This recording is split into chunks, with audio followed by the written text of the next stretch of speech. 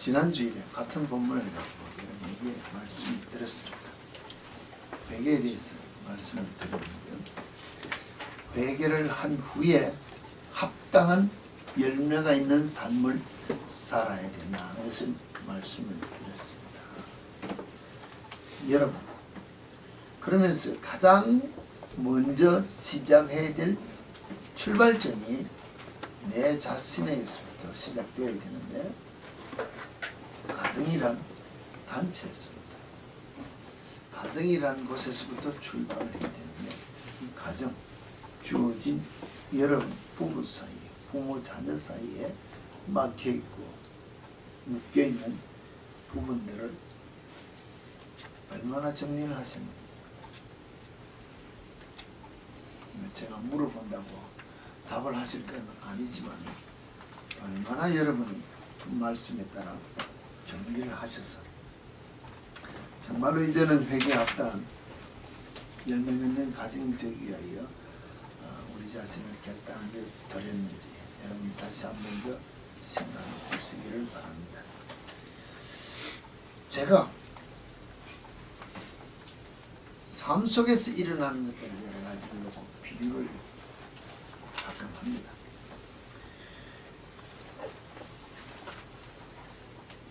여러분이 잘 아시다시피 저희 뒤에 이 텃밭을 갖고 왔는데, 이 텃밭을 가꾸기 위하여 부지런히 열심히 인부를 구하다시피 해서 잡초를 제거하고 밭을 가꾸었습니다. 그런데 여러분이 아시다시피 밭에 뿌린 채소만 납니까? 잡초도 자랍니다.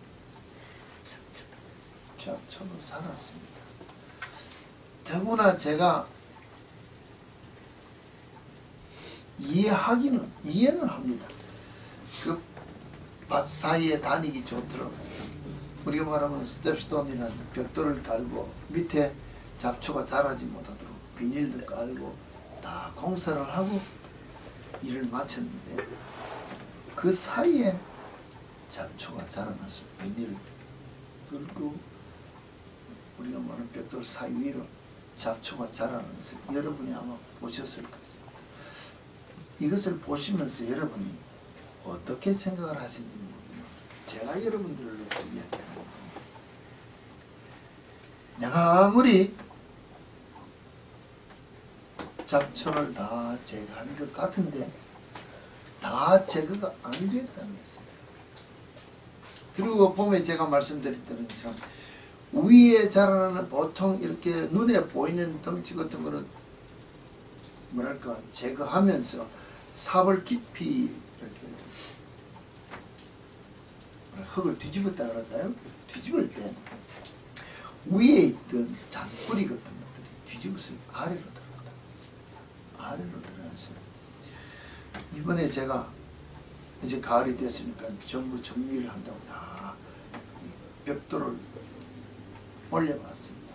그러니까 까르는 비닐 사이에, 벽돌 사이에, 까만 비누하고 이 벽돌 사이에 뿌리가 하얗게 완전히 파뿌리처럼 이 덩어리가 되어 있어서 들어보니까 쉽게 뽑을 것 같아서 간단한 줄 알고 일을 시작했습니다.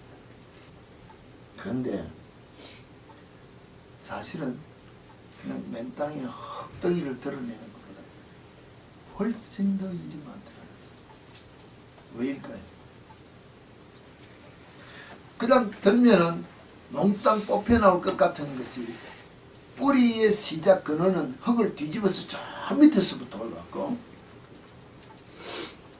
그냥 이렇게 스텝스톤 사이 사방 원 스퀘어 핏 되는 그 안에 한두 뿌리가 있는 것만 드러내면 되는 줄 알았는데, 이게 연관이 되므로 들어져 나오질 않으니까는 가르는 비닐 전체를 다 드러내지 않으면 전면이 뽑혀 나오지 않아요.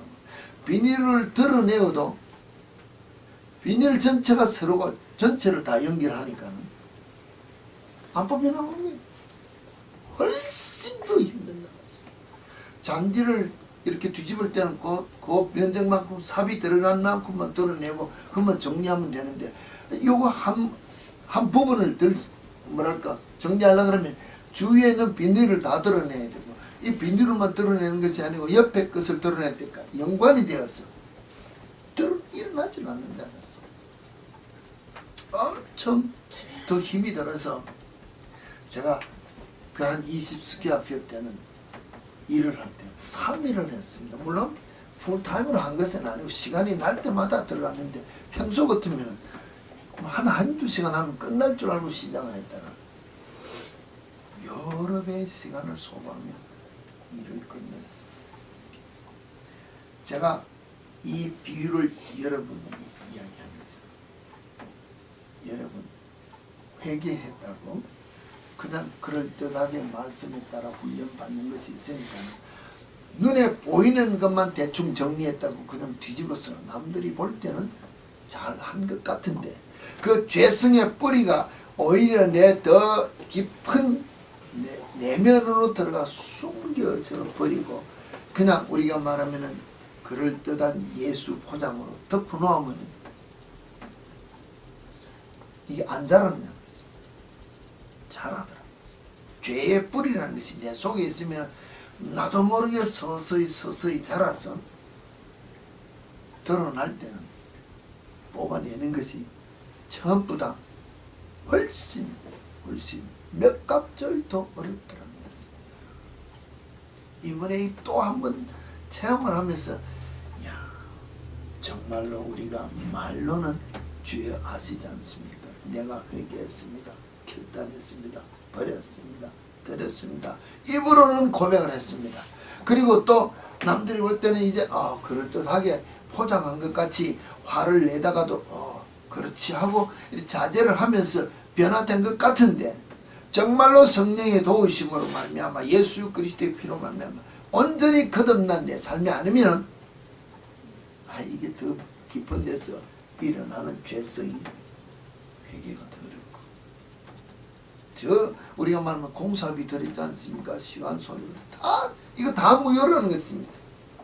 오늘 우리가 말하면 2012년 1월 1일 날 결단해 가지고 그럴듯하게 하나님 앞에 다 드린 것 같고 변화된 것 같은데, 오늘 내가 내 자신을 가만히 돌이켜 보니, 그렇지, 언제 어느 때 어느 순간에 무엇인가 어떤 삶을 통하여 내가 죄된 것을 서서히 싹을 피우고 온전히 회개하여 거듭나지 못한 삶이 내 속에서 일어난 것을 오늘 안다면, 내가 오늘 이것을 다시 뒤집어서 회개한다고 하면은 2011년도 마지막 때 했는 회개보다 오늘 회개가 사실 더 어렵더라.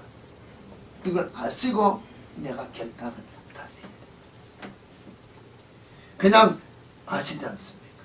내가 결단했습니다. 들었습니다.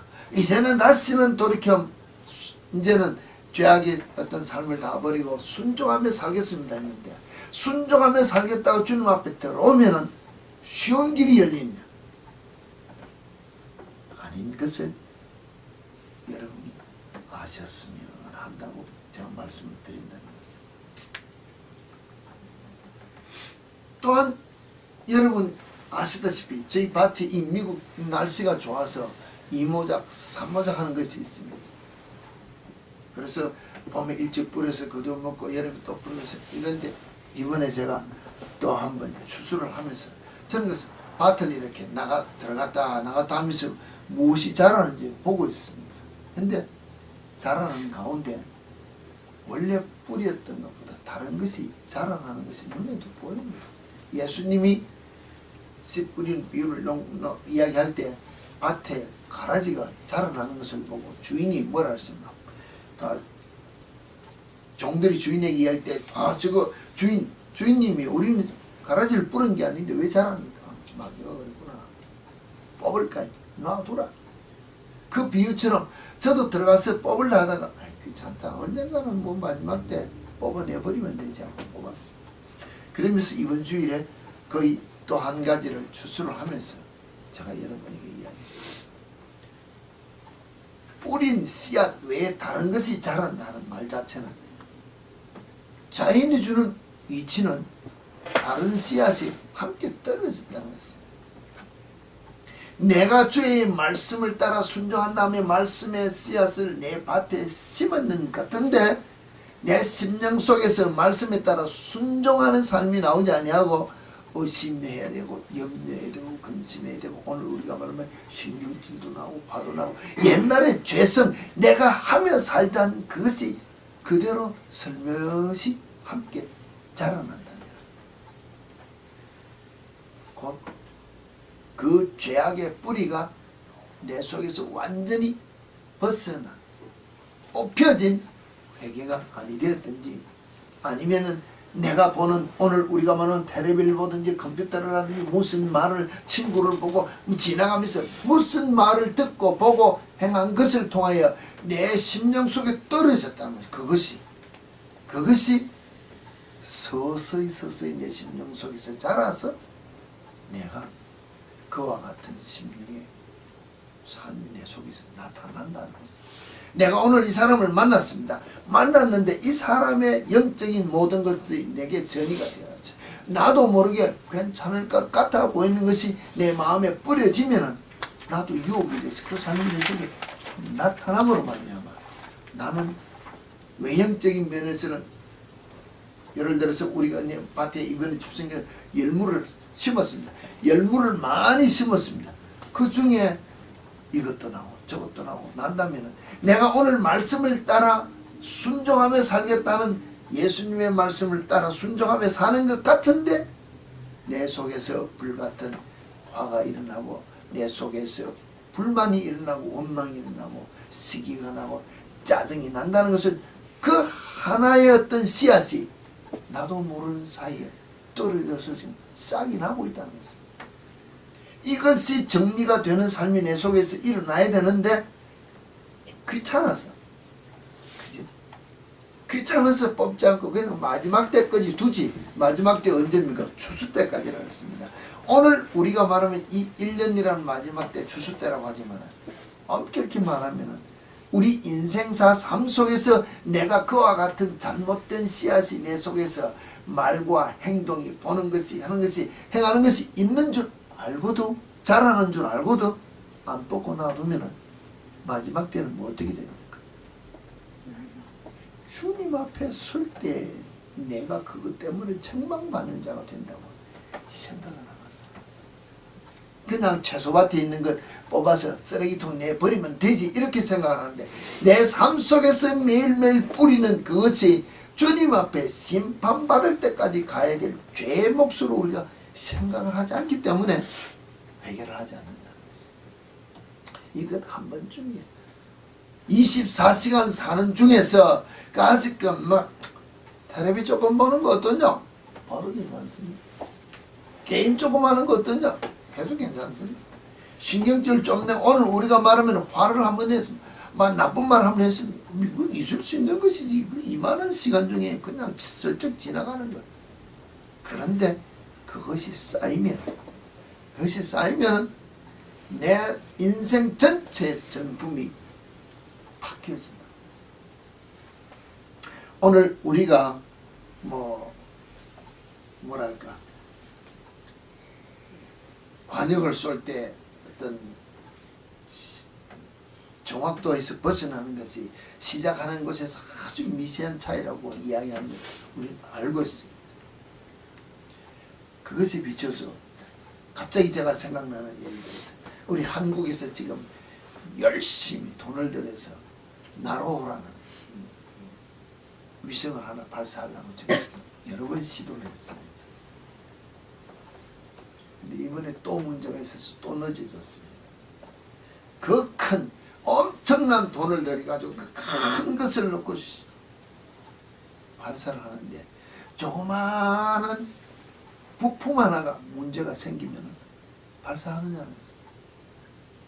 못한다는 거죠. 엄청나게 돈을 들여서 우리가 말하면 이북에서 전번에 로켓을 쏘았습니다. 뭘 쏘았는지 모르겠어.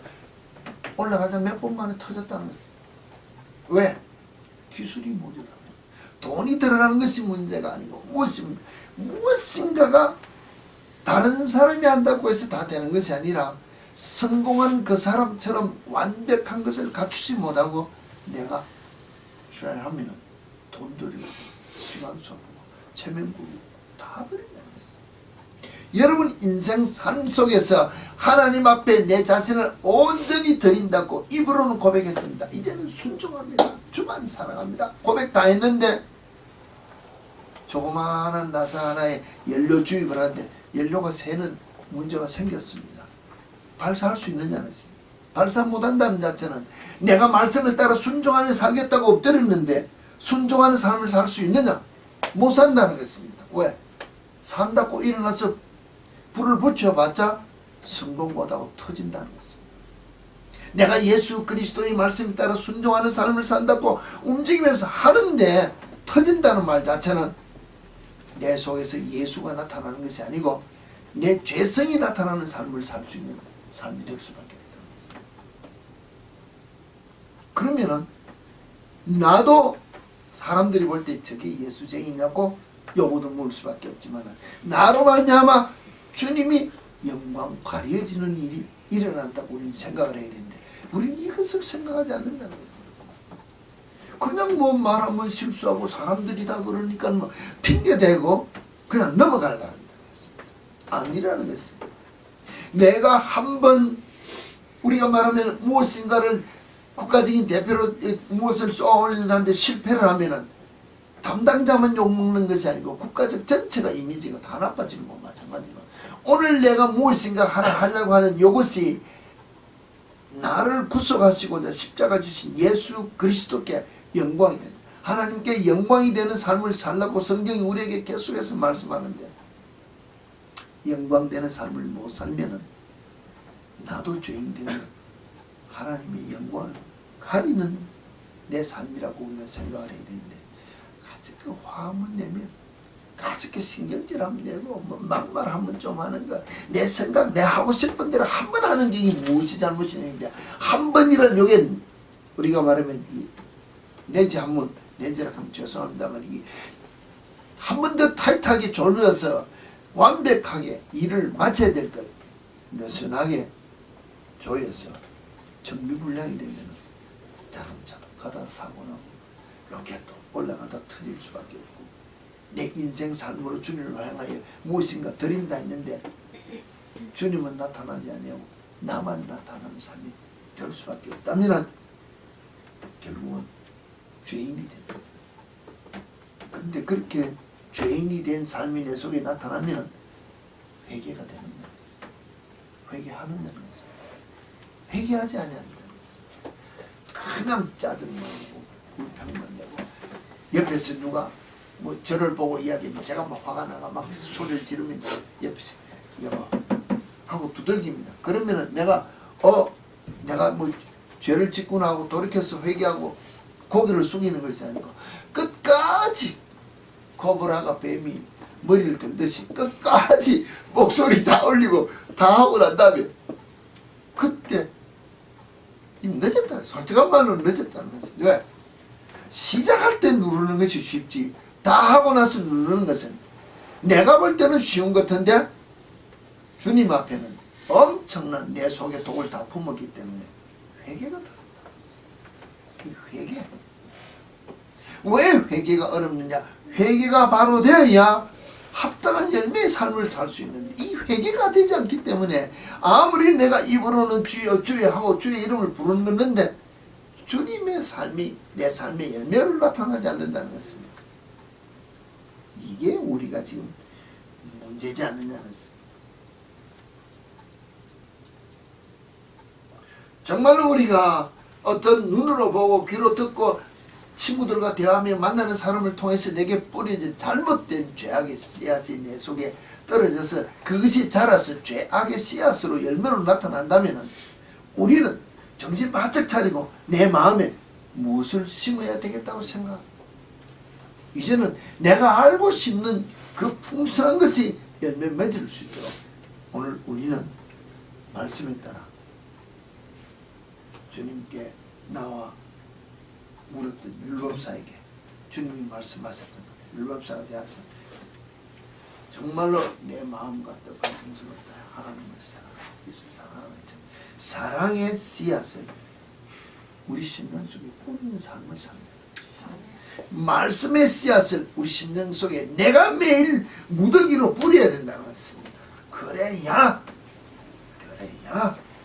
내 심령 속에서 마음밭에서 사랑의 싹이 많이 풍성히 자라고 말씀의 싹이 내 삶 속에서 풍성히 자람으로 말미암아 잡초적인 모든 것들이 내 속에서 자라더라도 그냥 이길 수 있는 우리 심령이 되는데 이게 우리는 세상의 것은 보고 듣는데 열심을 내고 주의 말씀에 따라 훈련되어지는 삶에는 그냥 근성으로 이제 알지 않습니까? 그냥 순종만 하지 않는데 그냥 순종만 하면 된다는데 그냥 어떻게 순종이 되어지냐는 것입니다.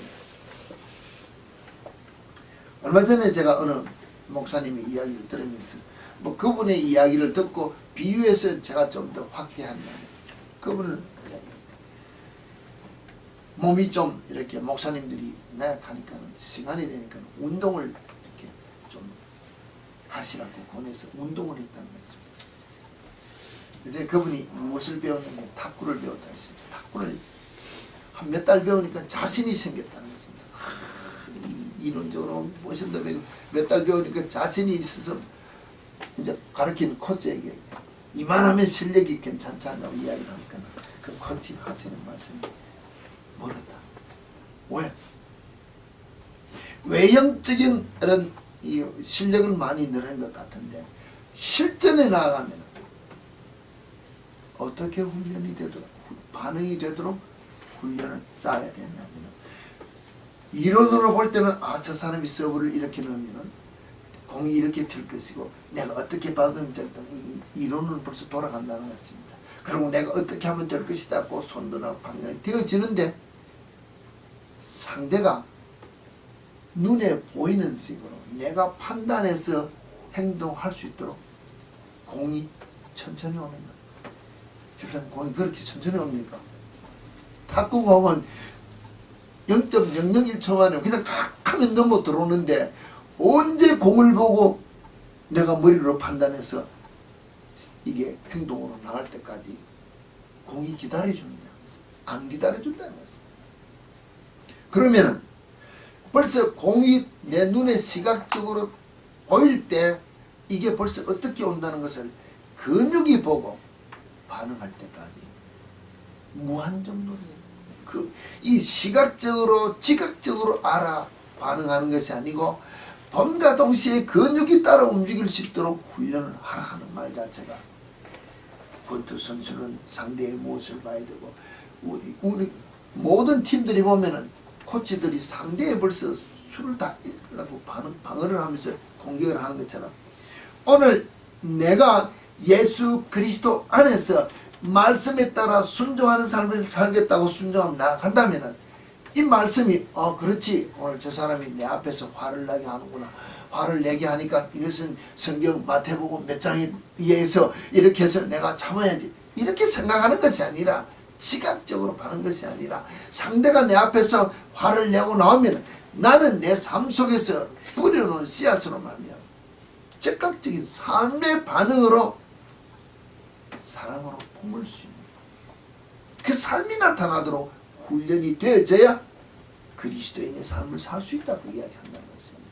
근데 우리는 머리로 지식적으로 성경 공부는 스터디는 많이 했는데 삶으로 나타나지 않기 때문에 누군가가 옆에서 나를 유혹하면 다 넘어간다는 것입니다. 누군가가 내 옆에서 이거 잠시 이것 좀 하고 가자.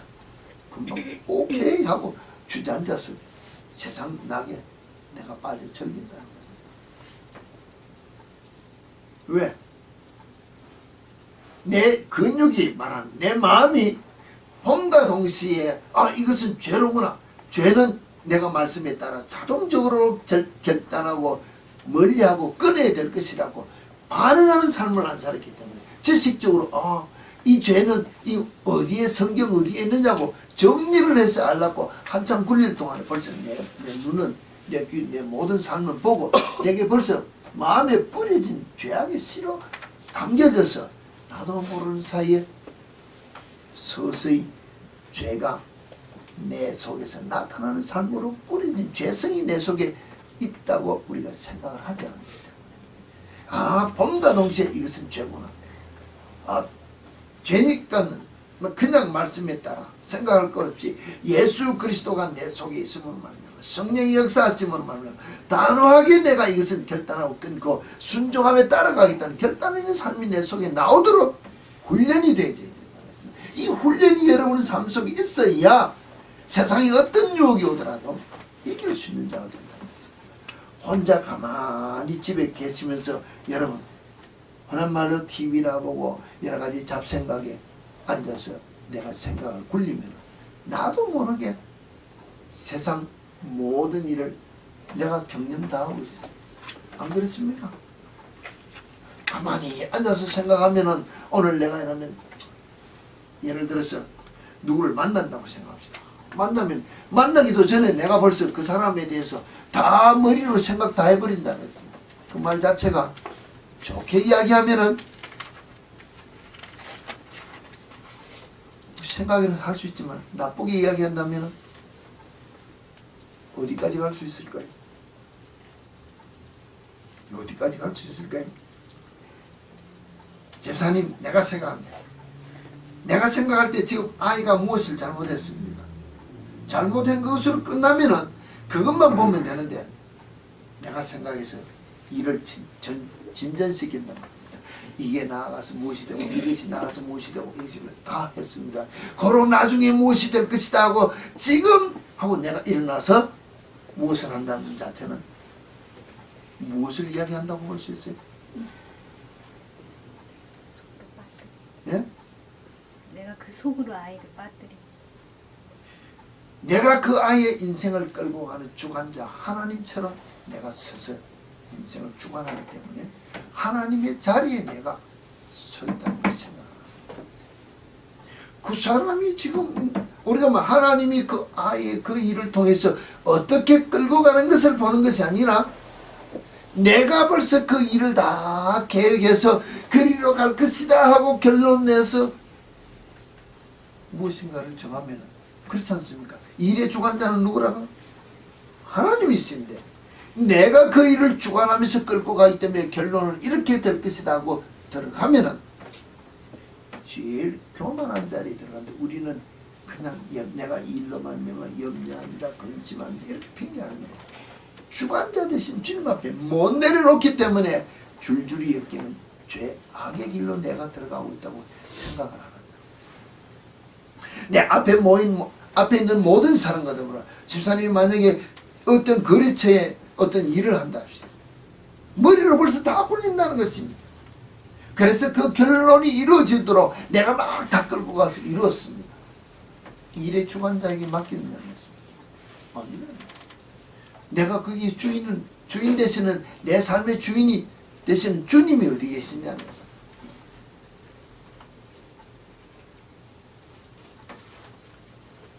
사람을 만나고 헤어지고 우리가 거래를 하고 여러분 또 환자를 고쳐야 될 사람들이 있고 만나야 될 사람들이 있을 때 내가 고치는 것이 아니라 나를 통하여 고치실 주님의 손길에 맡기는 내 믿음이 있어야 주님이 여러분을 사용하실 수 있다는 것입니다. 이와 같은 일에 우리가 우리 자신을 주님 앞에 내어놓는 신앙의 자세가 있어야 그리스도인으로서의 삶이 내 속에 나타날 때 그 삶 속에서 내가 만나는 사람에게 그리스도의 향기를 나타내는 삶이 되는데 그렇지 않다는 것입니다.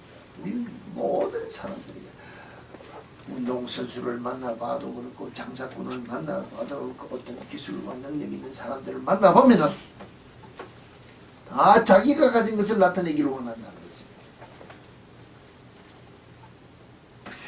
세상에서 아무리 위대하고 훌륭한 운동선수가 있다 합시다. 최강자가 합시다. 시간이 조금만 가면 그를 이기는 새로운 강자가 나타난다는 것입니다. 세상의 지식자라고 참 똑똑한 사람, 그보다 더 똑똑한 자가 또 나타난다는 것입니다. 아무리 유능한 의사고 나타나고 아무리 뭐랄까 딜을 잘하는 어떤 사업가가 나타난다 합시다. 그보다 더 잘하는 자가 후대에 또 나타나는 것이 우리 삶이라는 것입니다. 내 속에서 내가 나타나기를 원한다면 나보다 더 높은 위대한 자가 나타날 수밖에 없는 삶이지만 나를 위대하게 사용하시는 주님의 손앞에 내 자신을 내어놓는 삶을 산다면 내게 주어진 삶 속에서 최선을 다하는 순종한 삶이기 때문에 나를 능가하는 자는 없다는 것입니다. 인간적인 분입니다. 내게 주어진 내 삶이기 때문에 오늘 집사님에게 준 집사님의 삶을 능가할 자는 유일한 분입니다.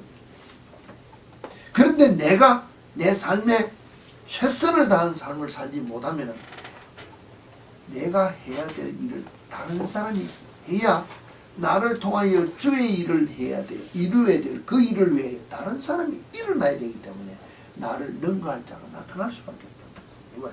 나를 통하여 10사람의 영혼을 구원해야 되는데 내가 이 일에 순종하지 않으면 이 10사람의 영혼을 위해서 다른 사람이 일어나야 된다는 것입니다. 근데 내가 주의 말씀에 따라 10사람에 대한 온전한 순종의 삶을 살면 주께서 내게 주어진 완벽한 100%의 순종이기 때문에 나를 사람의 숫자로서는 20명, 30명을 전도할 자가 나타나지만 내게 주어진 완벽한 삶에 대해서는 다른 사람이 나타나지 않는다는 것입니다. 고로 내가 주님 앞에 가면은 100% 충성한 종이라고 칭찬받으며 상급받으며 영원한 나라에서 주님과 즐길 수 있는 삶이 되어지는데 우리는 이 개념이 우리 속에 없다는 것입니다.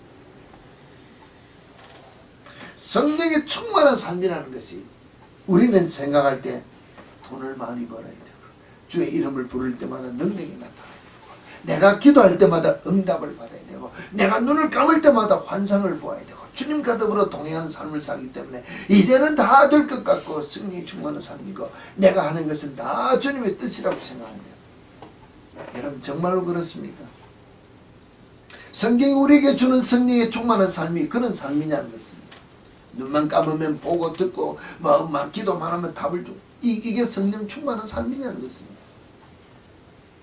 맞습니까? 성경에서 이야기하는 가장 성령이 충만한 삶을 살았던 자가 누구라고 생각합니까? 예수님만. 누굽니까? 예? 스데반? 아니요. 스데반은 그래도요. 좀 이야기하면 좀 예수님 사역의 말씀을 듣고 복음 듣고 가로늦게 성령 충만했을 뿐이지 어머니 뱃속에서부터 예수 잉태된 것을 알은 세례요한입니다. 엄마 뱃속에서 우리가 말하면 요사이 흔한 말로 마음에 안 들면 가서 임신 중절하면 그냥 사람으로 나올 수도 없는 뱃속에 태아 때부터 성령의 충만함을 입어. 저쪽 어머니 마리아 뱃속에 있는 예수가 온 것을 보고 성령의 충만을 보고 기뻐서 뛰어놀았다고 했습니다.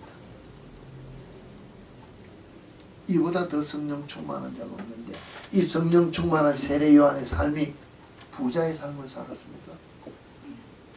높은 지위를 가졌습니까? 그 당시 말하는 가말리엘 문화에 공부를 했습니까? 뭐 했냐는 것입니다. 성령의 이끌림을 받아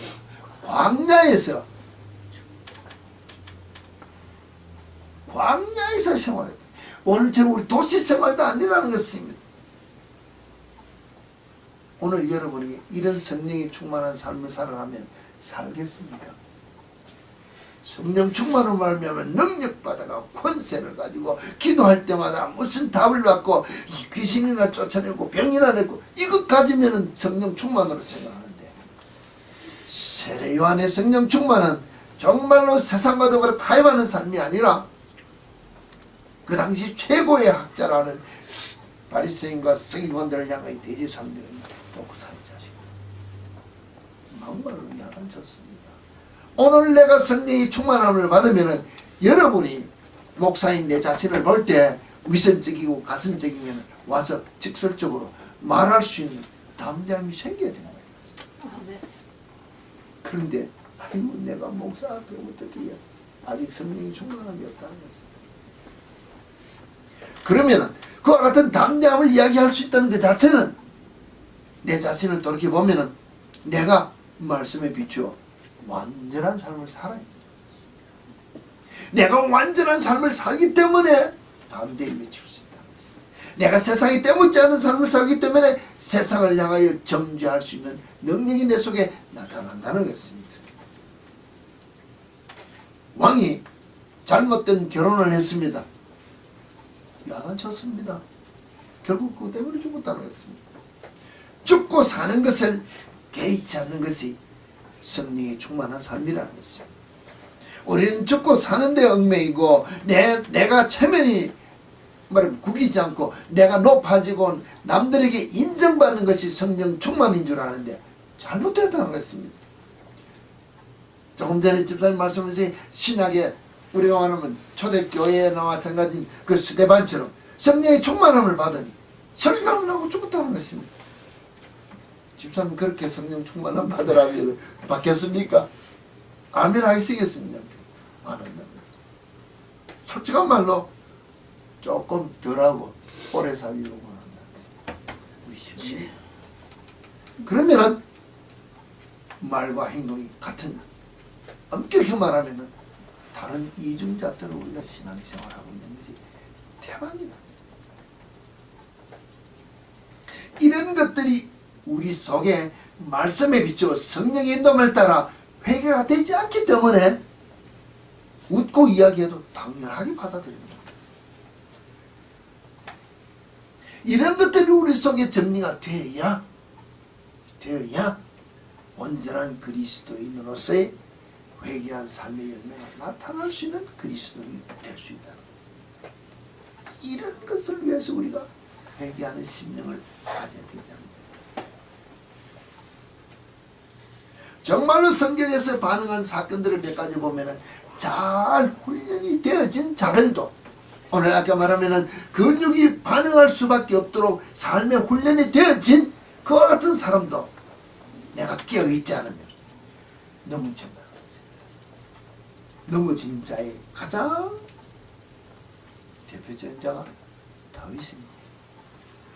그처럼 훈련 잘 되어진 군사가 누가 있습니까?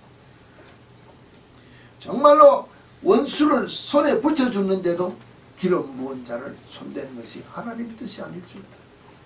그의 죽고 사는 것이 하나님의 손에 맡게 된다고. 사울 왕이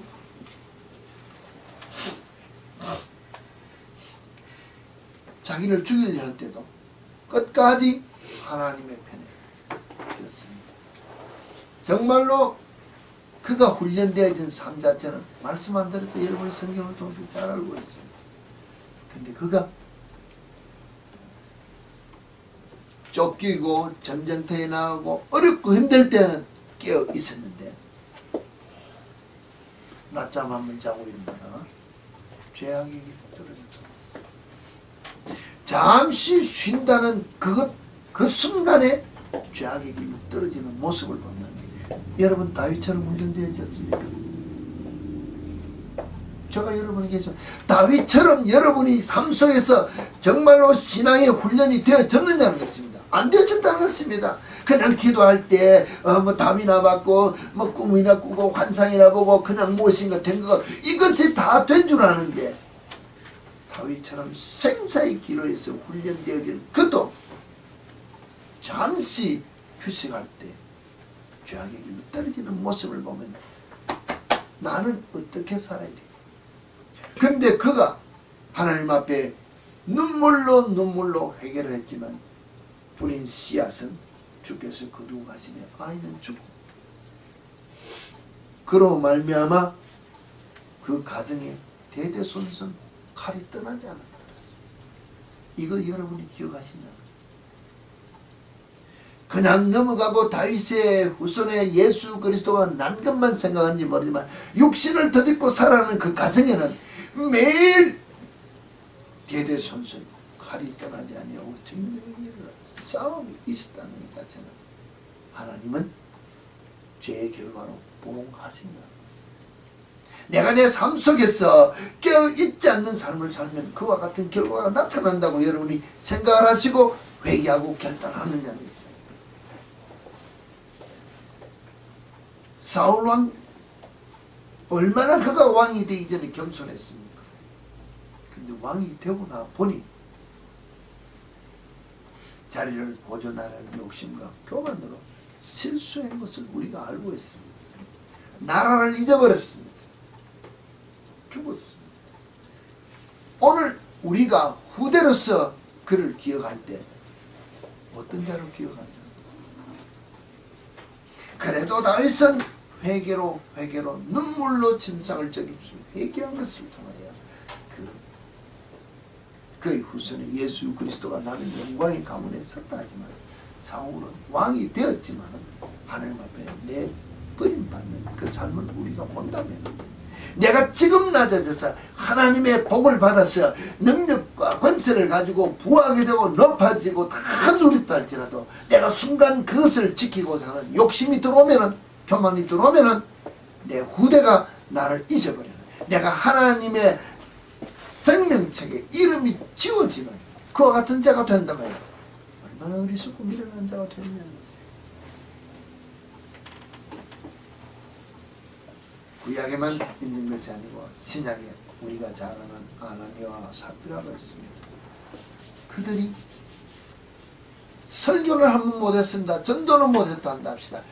성령의 충만함은 받았습니다. 오늘 우리가 말하면은 성령 충만을 받아서 마음에 감동이 일어나서 전 재산을 팔아 주님 앞에 드리다가 눈 한 번 깜빡하고 세상 쳐다보는 그 순간에 염려 근심이 들어옴으로 말미암아 성령을 하나님을 속였기 때문에 죽어간 사건을 우리가 본다면 지금 이 순간 성령 충만이 중요한 것이 아니고 지금 이 순간 내가 낮아지고 겸손해서 주님 앞에 내가 내 자신을 다 드렸다고 순종한 것이 중요한 것이 아니고 다윗처럼 그 많은 순간에 훈련 받았다는 것이 중요한 것이 아니고 주님 앞에 설 때까지 우리는 매 순간 끝까지 깨어 있어야 죄악의 길에 들어가지 않는다는 것입니다. 이 엄청난 훈련이라는 것입니다. 매일매일 매 순간 매 분분 초초가 우리에게는 싸움터고 전쟁터라는 것입니다. 이게 그리스도인의 삶이라는 것입니다. 100%가 아니 지난주에 우리 이 목사님 금요일이 되죠. 100%가 아니라 99% 순종하며 주님 앞에 나왔습니다. 근데 1%가 불순종이 돼서 죄악의 씨앗이 내 속에 떨어진다면 오늘 말하는 다윗이나 사울이나 아나니아와 삽비라 같이 1%의 실수한 것으로 말미암아 죄악의 길에 떨어지는 그 모습을 본다면 내가 깨어 있어야 되겠습니까? 이대로가 좋습니다. 마귀는 하나님 앞에 우리 자신이 나아갈 때 99%를 다 줬습니다. 근데 1%를 사용한다는 것입니다. 그 1% 때문에 오늘 이 사람들이 죄악의 길로 떨어지는 모습을 보면 우리 하나님은 99%를 사용 다 하고 끌고 가다가도 내가 놓으면 하나님이 놓는 것이 아니에요. 내가 하나님께서 나를 향하여 성령의 충만함을 주고 모든 것들을 이길 수 있는 걸 계속 주는데 내가 놓지 않았어. 무엇 때문에? 오늘까지 내가 살아온 내 삶의 지식, 경험, 고집, 나라는 이것을 내려놓지 못하기 때문에 하나님께서 우리를 향해 주시는 그 방법을 우리가 생각하면 내가 생각하면 도저히 되지 아니하는 방법으로 나를 이끄시는 것 같기 때문에 내 생각이 앞선다는 거죠. 내 방법이 한번 거기에 이렇게 들어가 보기를 원한다는 것이죠.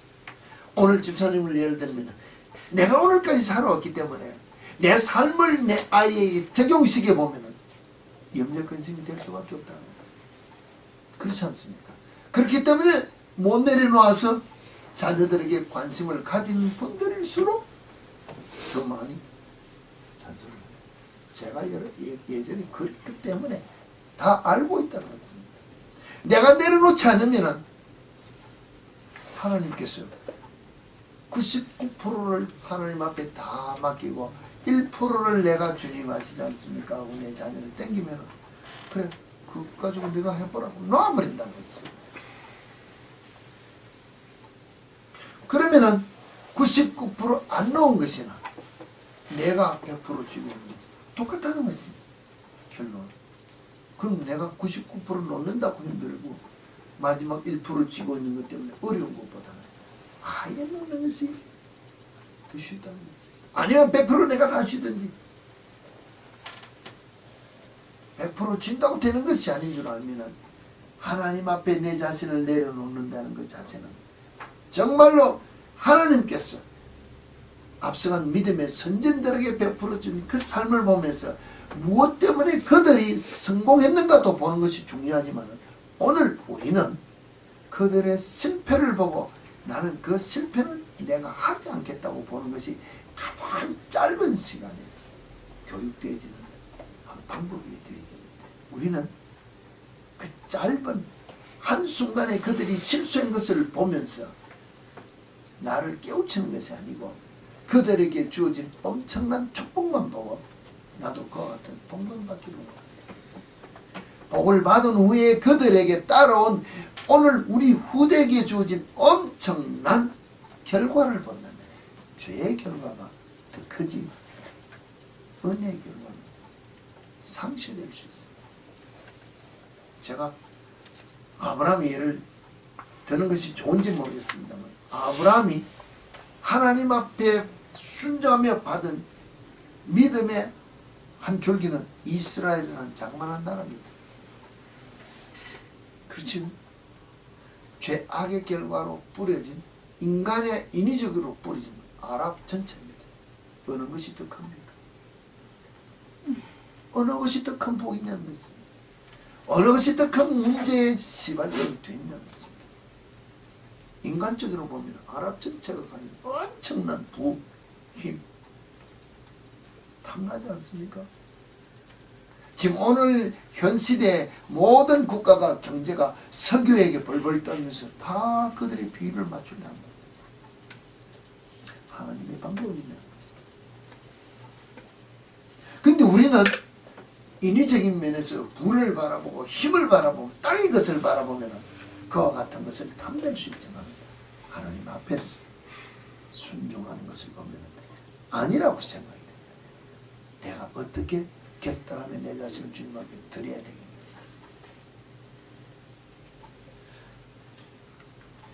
정말로 오늘 우리가 주님 앞에 내 자신을 내려놓고 산다는 것 자체가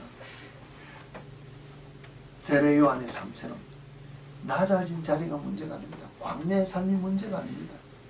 부를 가지고 안 가지고가 문제가 아니라는 것입니다. 높아지고 낮아지고 문제가 아니라는 것입니다. 성령의 인도함을 따라 남이 나를 알아주지 않는다 하더라도 내게 주어진 삶의 터전에서 말씀에 따라 최선을 다하는 삶이 순종하는 삶이라고 생각되어진다면 여러분 세상 사는 삶 속에서도 행복한 삶이 무엇이 행복을 주는 삶이냐 그랬습니다. 여러분 어떤 삶이 행복입니까? 답을 하실 수 있습니까? 어떤 삶이 가장 행복한 삶입니까? 주 안에서. 저는 예수 안에 뭐 세상적인 편으로 놓고 이야기했습니다. 세상적인 면으로 행복한 삶이다. 와, 남들보다 좀 더 큰 집에, 넓은 집에, 뭐 좋은 차에, 수입이 이게 행복입니까? 맞습니까? 행복의 삶의 기준은 그런 돈으로선 액수를 정할 수 없고 집의 평수를 정할 수 없지만 가장 기본적인 것은 만족함을 누리는 삶이라고 했습니다. 내가 돈이 조금 모자라도 내가 만족을 느끼면 행복한 삶이고 집이 조금 복잡해도 내가 만족을 누리면 행복한 삶이고 내가 다른 사람보다 공부를 못해도 내가 내 자신의 자존감을 가지고 살면 만족하다. 내 삶이 남들이 볼 때 건강이 모자라는 것 같고 지식이 모자라는 것 같고 돈이 모든 것이 다 모자란다 합시다. 그래도 내가 만족을 누린다면 내가 무엇을 먹든지 무엇을 입든지 어떤 곳에 처했더라도 내 지위가 낮다 할지라도 내가 만족하다면 행복을 누린다는 것입니다. 내 자녀들이 내 마음에 들지 않더라도 내가 내 자녀 보는 것만으로 만족을 누릴 수 있는 내 마음의 여유가 있으면 행복을 누린다는 것입니다. 이게 인간의 기준이라는 것입니다. 성령에 충만한 삶이라는 것이 무엇입니까? 내가 성령에 충만함으로 말하면 주께서 내게 주시는 그 삶 속에서 성령의 인도함을 따라 순종하는 그 삶을 통하여 하나님께 영광 돌린다는 것을 내가 깨달아 한다면 그게 내가 주 안에서 만족한 삶을 살 수 있다는 것입니다. 그것이 곧 세례요한과 같이 성령이 충만함을 받아 저 광야 같은 세상 사람들이 알아주지 않는다 할지라도 내게 주신 말씀의 삶이 진리라고 한다면 담대히 외칠 수 있고 먹는 것, 입는 것, 마시는 것을 불편하게 생각하지 않으면 만족한 삶을 살 수 있는 것이 곧 성령이 충만한 삶이라고 우리가 인정이 되어진다면 이 삶을 살기 위해서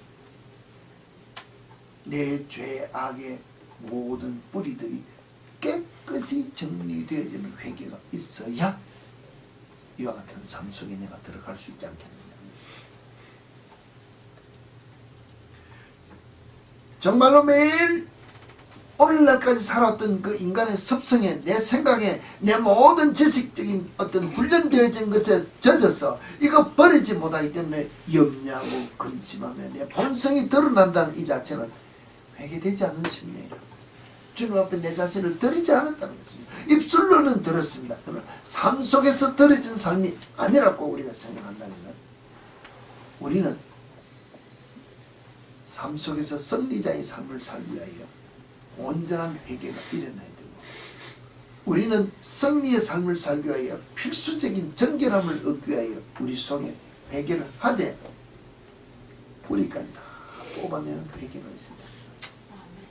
그냥 윗둥치만 잘라내는 그럴듯한 회개가 아니라는 것입니다. 그리고 우리 속에 성령의 역사하심을 통하여 내 속에는 모든 삶 속에서 우리가 뭐가 있어? 작용 반작용의 우리가 원리를 놓고 이야기할 때 무엇인가 내 속에서 작용이 딱 일어나면 반응돼서 일어나는 힘을 제 3회 법칙 이야기했으면 뉴턴 이야기입니다. 그런 이야기하는 그 작용 반작용의 그 자연적인 그 제3의 원칙 같은 그 원칙이 내 신앙적인 삶 속에서도 자연적으로 죄를 보면은 내 속에서 반작용으로 이 죄다고 밀어낼 수 있는 것이 자연의 이치로서 일어나는 것 같이 내 속에서 삶 속으로 자동적으로 죄가 거부되어질 수 있는 작용으로 나타날 수 있는 데까지 내가 온전한 전투적인 태세로 훈련되어지는 삶이 있어야 승리자의 삶을 살 수 있다는 것입니다. 이런 삶을 살기 위해서는 우리 마음속에 계속해서 말씀의 씨앗을 뿌려야 되고 계속해서 예수 그리스도의 그 사랑의 씨앗을 우리 심령 속에 뿌리는 삶을 살아야 이것이 내 속에서 자라서 말씀으로 사랑으로 열매 맺는 이 삶을 통하여 회개에 합당한 열매가 나타날 수 있는 우리의 삶이 될 수 있지 않느냐 하겠습니다. 이 삶을 통하여 우리가 무엇합니까? 하나님께 영광 돌려야 되는 우리의 의무가 있다는 것입니다. 영광 돌려라라고 명령하셨기 때문에 이 삶을 살기 위하여 여러분 자신이 이 삶에 합당한 우리 삶이 되기 위하여 회개하는 심령을 다시 한 번 더 정리해 보시기 바랍니다. 이 삶을 통하여 이 마지막 2012년도 결산하는 때 모든 것 정리하시고 깨끗한 정결한 심령으로 하나님께 영광 돌릴 수 있는 회개에 합당한 열매가 앞으로 우리 삶 속에 부스히 열려질 수 있도록 힘쓰시고 애쓰시는 우리 참배교회 성도 여러분의 삶이 되시기를 다시 한번 더 주님께